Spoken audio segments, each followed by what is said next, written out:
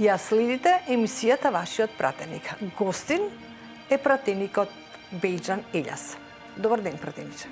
Добар ден. Ова е нашата емисија Вашиот пратеник, во која пратениците сами ја креираат емисијата, затоа што пред се на гледачите треба да ја доловиме и она друга страна на пратениците. По професија сте дипломиран доктор. Колку време работевте како доктор пред да ве видиме во политиката? Ви благодарам за поканата да бидам гостин во нашето студио, во нашата куќа. Јас сум дипломиран лекар, дипломира во 2004 година и до 2015 година, до крајот на 2016 година, работав како лекар, првично во примарна здравствена установа. После 2014 година бев вработен во клиничката болница во Тетово. Во 2015 година почнав со специализација и во 2016 година политиката некако да кажам, не тераше да влеземе, значи, во овие простори. Што беше пресудно да влезете во политика? Па видите, после дипломирањето, моментот беше дека, тука сакам да напоменам, еден важен момент. Тогаш имавме конгрес на нашата партија, на Демократската партија на турците, каде што татко ми беше повикан да стане делегат во конгресот. Јас само што дипломирав, починатиот татко ми тогаш ме праша едно прашање, рече: сине, дали сакаш да продолжиш со политика, дали ќе се занимаваш со политиката, дали ќе влезеш во политиката? Реков да. Значи имам една таква намера, поради многу причини. Рече тогаш јас нема да продолжам, тука ја оставам и бајракот, така да кажеме на турски изразено, нели, ти го давам тебе за да продолжи во политиката. Од 2004 година, значи активно се занимавам со политиката, во локалните тогаш, па после во централно ниво, како член на Централното председателство на партијата, па после член на управен одбор и 2 мандати како председател на партијата. Што веќе и не сум, значи од конгресот во мај месецот не се кандидирав за трет мандат. Мисле дека веќе е време да се даде можност да се поддржат младите, да се поддржат амбициите на моите сопартијци и со тоа, да кажам, ставив крај на една убава приказна за мене. Така, родени сте во Теарце. Тоа место, или моето живеалиште, место на раѓање, е специфично место. Значи, Теарце, како што рековте, мултикултурно место, живеалиште мое, каде што ми допринесе од многу аспекти за да созреат да созрее мојот карактер. Особено за политиката многу ми помогна. Значи, влијанието на една таква околина ми даваше и поттик, но ми даде и спремност за да влезам во политиката. Најпрвин, јазикот, например. Јас сум учел и основно турски, и средно турски. За факултет бев во Турција, значи едно долго време и не бев присутен во државава. Моите комши македонци, моите комши албанци, од нив добив големо едно богатство, првично да го владеам добро јазикот, мислењето, обичаите, начинот на живење, пријателството, сите се овие тие одлики што во вакви места, да кажам, се еден плюс за секој тој граѓанин што живее во такво место. Теарце е специфично место. Теарце, иако во поновата историја се знае како почеток на конфликтот во 2001 година, но Теарце беше и една успешна приказна и после конфликтот, каде што се увиде дека нема место или нема простор непријателството кај луѓето што живееле заедно. Таа беше една успешна приказна што и ден денеска продолжува и јас би сакал да биде и пример за многу населени места, а сите тие, да кажам, елементи ми дадоа и потик за да влезам во политиката, но и ми дадоа потик за да работам за една таква ситуација, да биде пример и за другите места, не само за нашата држава, тоа го давам во многу, да кажам, посети и во други земји како успешна приказна теарце и нашата Македонија. Кога сме кај ова прашање, вие сте и родител, вие сте и сопруг. Да. Колку имате поддршка од вашето семејство во целата оваа ваша приказна во политиката? Жена ми, сопруга ми, така да кажам, не се разбира од политиката и многу бега од политиката. Може би и тоа е позитивно. Најмалку кога одам дома немаме политика или не зборуваме политика, но поддршката секогаш сум ја имал, особено од сопруга ми и децата имаат разбирање, зашто политиката навистина има некои негативни влијание врз животот на едно семејство. Значи, времето веќе се ограничува што се дели на семејството. Но имаше разбирање, има разбирање и децата, имаше разбирање и сопруга ми за тој цел период, па и понатаму, дека во многу голем дел од времето не сум присутен до нив. Но јас тој балансот го држам. Значи, максимално им делам време и на куќата, и на моето блиско семејство, па и на пријателите, и на моите роднини. Тие се неразделив дел од мојот живот. Животот не почнува ни со политиката, нема ни да заврши со политиката.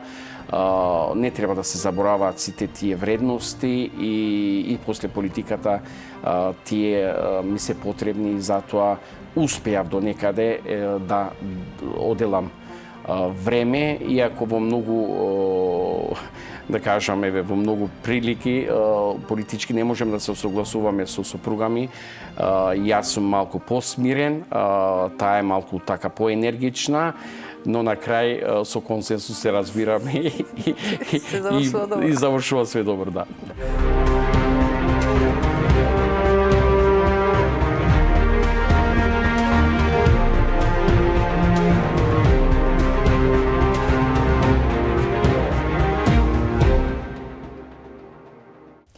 Пратеничи Илјас, вие сте член на неколку работни тела. Членувате во Комисијата за социјална политика, демографија и млади, потоа во Комисијата за култура и туризам, Комисијата за здравство, тука сте заменик член, Комисијата за образование, наука и спорт. Вие сте член и во неколку групи за соработка, например во пратеничката група за соработка со парламентите на Република Казахстан, Киргистанската република, Република Таџикистан, Република Узбекистан и Туркменистан. Но член сте и на пратеничката група на Македонското собрание за соработка со парламентот на Република Турција. Како пратеник, каде се наоѓате во овие групи и што можете најмногу да придонесете за граѓаните на Македонија, за самото собрание, со членството во овие групи за соработка? Особено овој мандат побарав од нашата пратеничка група. Тука да напоменам дека јас сум пратеник на Демократската партија на турците, единствена турска партија представена во парламентот. И барањата ми беа да бидам член на работните групи каде што можам да придонесам. Групите за соработка се важен дел од нашето действување, поради тоа што навистина отвараат нови хоризонти и една млада држава, да кажам, како ние, пријателствата се многу важни. Како турчин и како, да кажам, дел од заедницата, турската заедница или турскиот народ во Македонија сме мост помеѓу пријателството помеѓу Република Туркија и Република Македонија. И тука верувам дека можеме многу да придонесеме, а во овој период каде што членуваме во овој вториот мандат и сум председател, копредседател на групата за соработка, наистина имавме многу плодна работа. Јас верувам дека во иднина таа плодна работа ќе влијае и во политичките односи, но и во економските односи, каде што еве денеска ние додека разговараме тука во вашиот интервју во владата ќе се потпише многу еден важен меморандум со Energy Group од Турција, акса за гасификација, секундарната гасификација, каде што веројатно, значи, договорот ќе биде надминат над 1 милијарда евра, а тука ние во позадина како собрание и работна група влијаевме многу во двете страни. Но се разбира дека веќе ова работа ја води владата и е многу важно. Соработка со државите од Средна Азија, тие се турски републики, да кажам наши роднини, и нашето пријателство е многу важно, особено тоа е една голема територија во Азија и верувам дека тука можеме да допринесеме.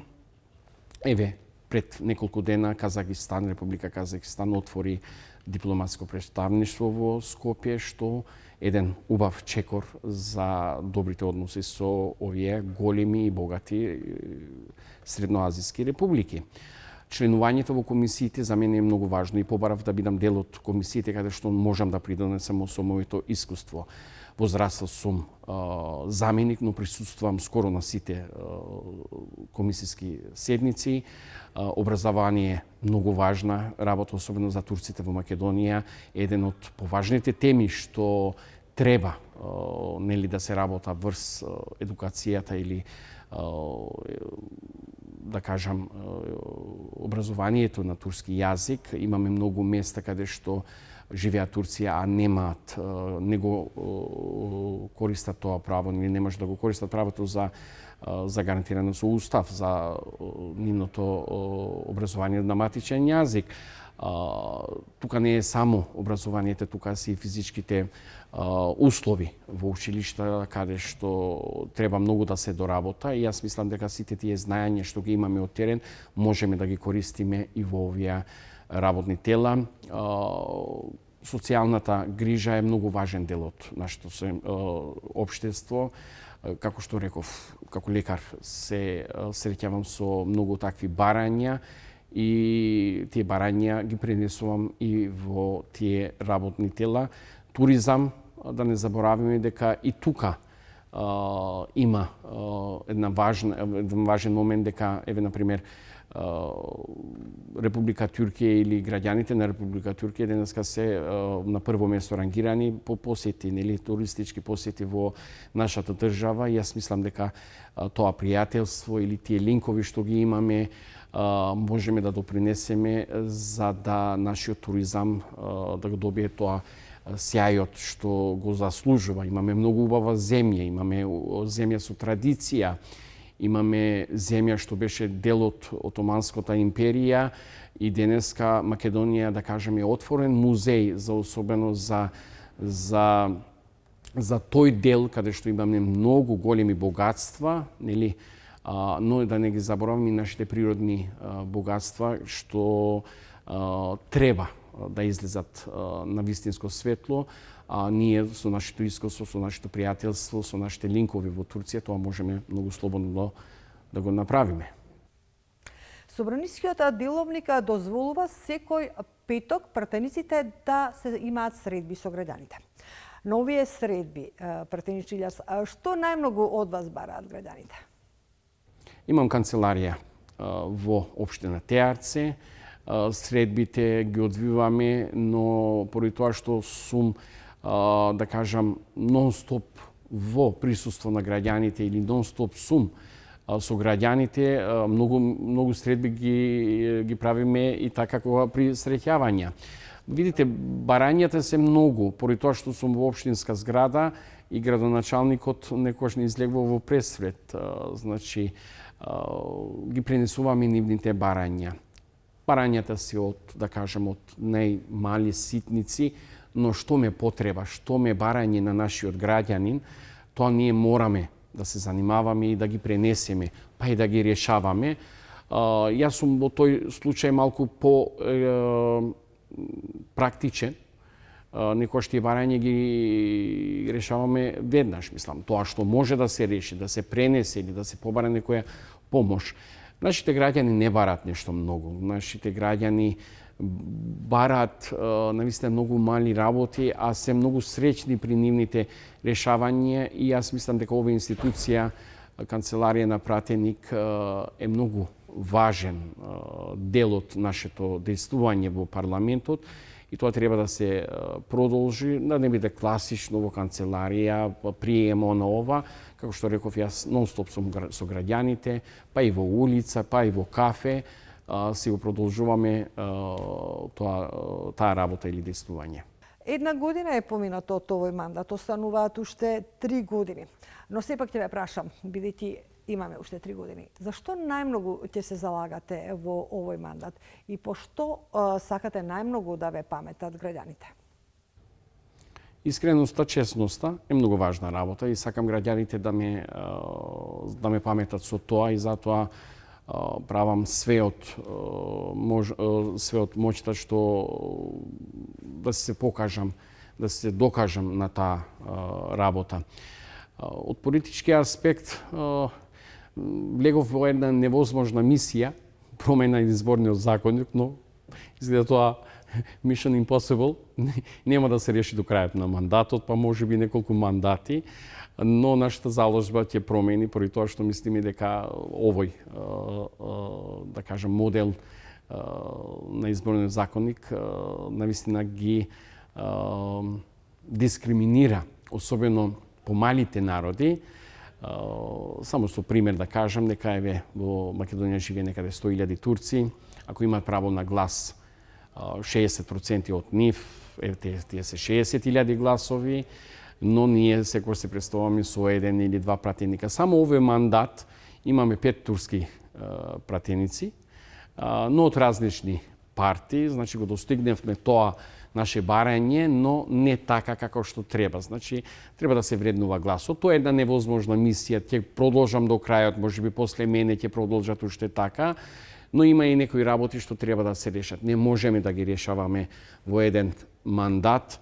Проблемите со здравството, проблемите со образованието се предизвици што еве ќе пробам до крајот на мандатот и јас да вложам труд, да побарам помош и другите колеги, да ги решаваме тие проблеми што од блиску влијаат врз животот на граѓаните. Јас ви благодарам.